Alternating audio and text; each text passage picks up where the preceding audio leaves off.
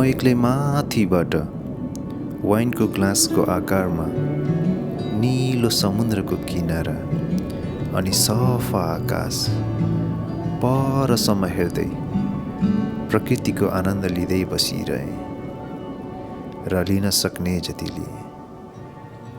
होबारदेखि करिब 6 बजे सुरु भएको मेरो यात्रा ताजमहल हाइवेमा एक्लै 1 आवरको ड्राइभ पछि अर्फोर्ड भन्ने ठाउँमा पुगेसँगै एकछिन ब्रेक लिने डिसाइड गरेँ। ताजमहल हाइवेमा जाँदै गर्दा सनराइज देखिन सुरु भयो। ताजमहल हाइवे छोडेर गोल्स बे रोडमा लागेपछि फ्रेसिनेट नेसनल पार्क सुरु हुन्छ र आँखा अगाडि देखिने पहाडहरू देखिन थालेसँगै मिठो भाइब आउँदो रहेछ। बाटोमा गोल्स बे हनीमुन बे क्रस गरेपछि म कार पार्किङ एरियामा पुगेँ। होबारदेखि करिब 200 किलोमिटर र ड्राइभमा 2.5 आवर जति लाग्ने रहेछ। आजभन्दा केही दिन पहिले यही ठाउँबाट जान मिल्ने फेमस वाइन ग्लास बे लुकआउट पोइन्टको लागि म छोरा सम्मानलाई लिएर हाइकिङको लागि आएको थिएँ र बाटो सजिलो भएकोले जान सम्भव पनि भयो। त्यति बेला जान मिस गरेको माउन्ट एमस लुकआउट पोइन्ट हाइकमा हाइकिङको लागि आज फेरि आइपुगेको छु। हाइक सुरु गर्नुभन्दा अगाडि बडीलाई केही बेर हल्का स्ट्रेचिङ गरेपछि सुरु भयो आजको मेरो हाइकिङ।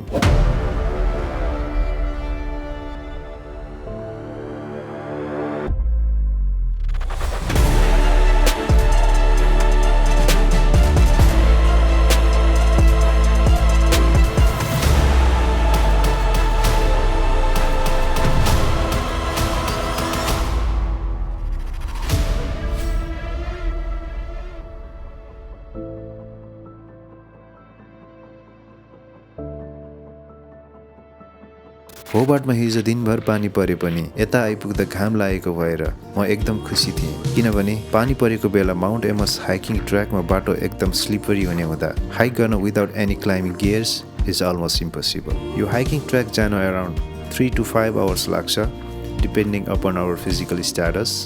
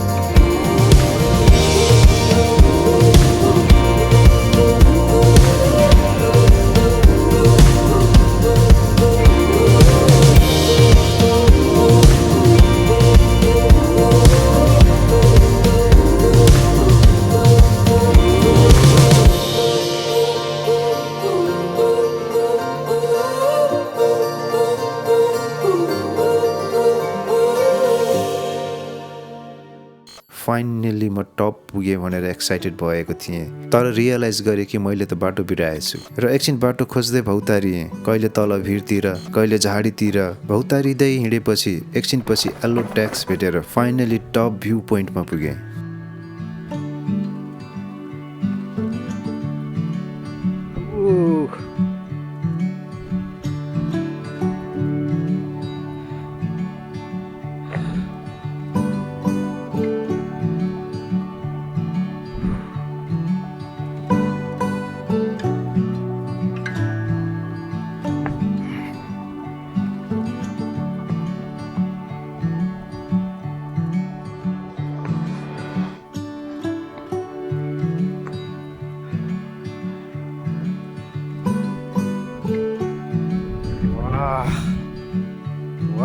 वाह क्या छ त भ्यू।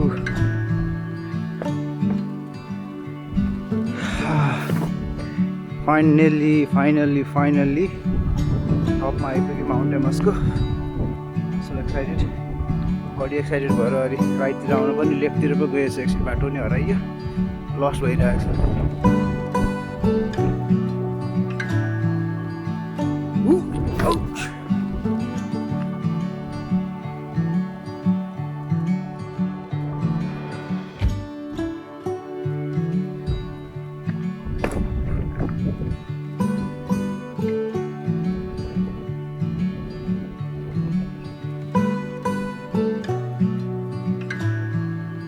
एकैछिनमा कराउन थालेँ, सुन्ने त कोही थिएन त्यही पनि।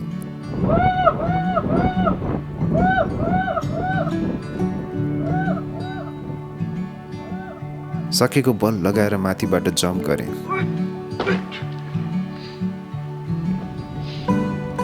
अब चाहिँ भोक लागे जस्तो भयो है।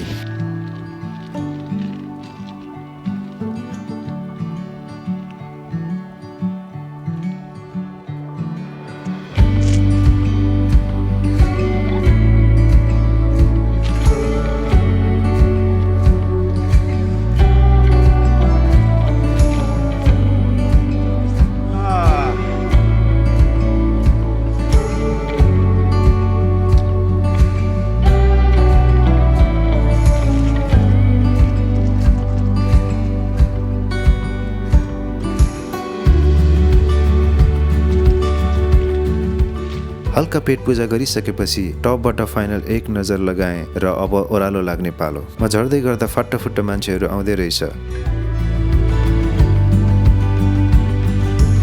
यहीँ आएर आजको मेरो भ्लग सकिन्छ।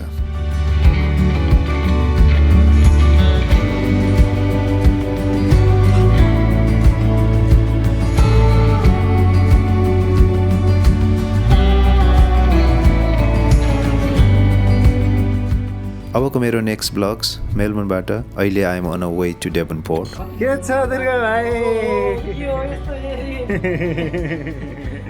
के भएको थियो?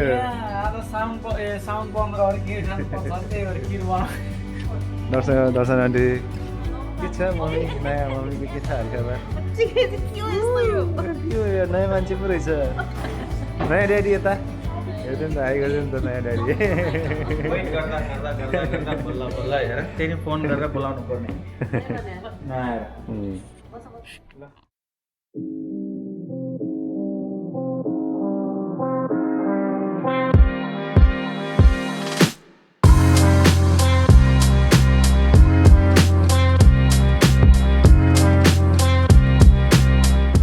Good morning from Devonport.